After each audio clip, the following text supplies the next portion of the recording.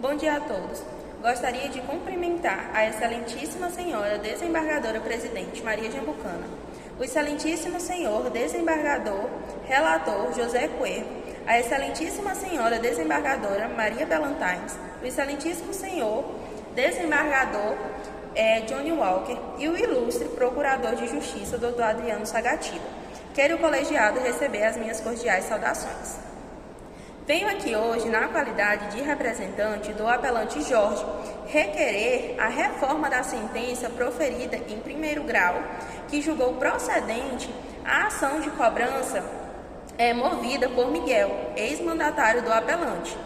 Os fatos, excelência, são que Jorge celebrou um contrato de mandato com Miguel, conferindo-lhe poderes gerais para que este pudesse gerir os seus bens com uma cláusula de remuneração de 5% sobre as operações que se resultassem ali bem-sucedidas, né, sobre as operações lucrativas.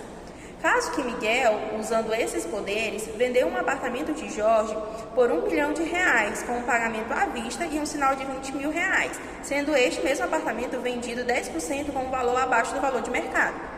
Após a venda, Jorge alega que Miguel não tinha poderes para alienar os bens imóveis, pois o seu interesse era somente que Miguel administrasse. Diante disso, ele proibiu, a conclusão da venda. Então, Miguel desfez o negócio com Maria, com a compradora, devolvendo para ela um sinal em dobro, resultando aí no valor de R$40 mil.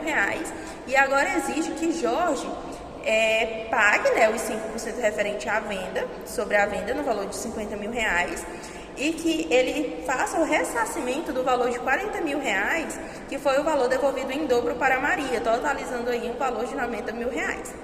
Então, as questões que trago a vossas excelências com devido respeito são, em primeiro lugar, os limites do poder do mandatário.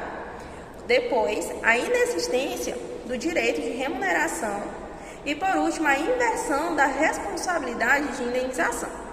Excelência, o primeiro ponto que gostaria de falar aqui são os limites dos poderes do mandatário, a ausência de poderes especiais. Nesse caso, o contrato celebrado entre as partes concedeu a Miguel poderes gerais de administração dos bens de Jorge, com a finalidade ali de extrair os melhores resultados financeiros, Esses resultados eles pudessem crescer cada vez mais. Cláusula que, evidentemente, refere-se à gestão patrimonial e não à alienação dos bens. Além de não poder vender, como já foi falado, ele ainda vendeu abaixo do valor de mercado, 10% abaixo do valor de mercado. E o ponto que é muito claro na legislação, no nosso Código Civil, no artigo 661, caput fala que o mandato, em termos gerais, ele confere apenas à administração. E o parágrafo 1º desse mesmo artigo, também do Código Civil, do artigo 661, ele fala que a outorga de poderes para hipotecar, alienar, transigir, ela precisa, depende de poderes especiais e expressos. Miguel, portanto, ele extrapolou os poderes que lhe foram conferidos, os poderes que lhe foram concedidos ao vender o imóvel do mandante, sem possuir autorização específica para tanto.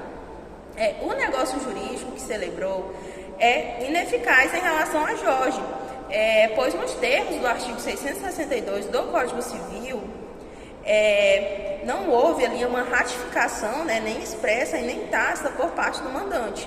E mais, tão logo foi comunicado da venda, Jorge expressamente ele recusou-se a ratificar o negócio, determinando de imediato a anulação e a devolução do sinal que foi pago. Excelência, o segundo ponto seria, que eu gostaria aqui de frisar, seria a questão da inexistência do direito à remuneração, visto que Miguel, ele sustenta que ele teria direito a uma remuneração de 5% sobre o valor da venda, com base na cláusula contratual que eles haviam feito. Mas essa cláusula, ela pressupõe que o mandatário atue dentro dos limites do mandato, o que claramente aqui não ocorreu, visto que ele extrapolou. O artigo 675 do Código Civil, ele fala que ele é muito claro ao falar que o mandatário ele tem direito à remuneração quando prevista apenas conforme o que foi avisado ali, o que foi concordado ali entre as partes, né, nos limites da autorização conferida. Ou seja, se não há poder para vender, não há o que se reconhecer aqui a um direito a uma comissão sobre o valor de uma venda que ela é inválida. O terceiro ponto, Excelência, seria a questão da inversão da responsabilidade de indenização. Quem aqui deve indenizar quem? Miguel, ele ainda pleiteia um reembolso no valor de R$40 mil pago a título de dar devolução em dobro do Arras. Mas se alguém aqui deve indenizar alguém, nesse caso, seria Miguel indenizar Jorge, porque ele praticou ali, né? Ele extrapolou ali os poderes que lhe foram conferidos. E conforme o artigo 667 do Código Civil, o mandatário ele é obrigado a indenizar o mandante pelos prejuízos resultantes de uma culpa sua no exercício do mandato. E ao celebrar um compromisso de venda sem autorização, Miguel ele assumiu o risco pessoal da transação.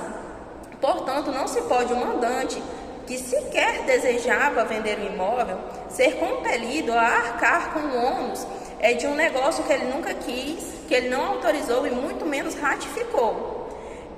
Quando Jorge celebrou o contrato com Miguel, ele agiu com confiança e com boa fé. Porém, Miguel, ele foi totalmente oposto. Ele quebrou a confiança de Jorge, agindo totalmente de má fé, quando ele extrapolou os limites que lhe foram conferidos no mandato, vendendo o imóvel de Jorge.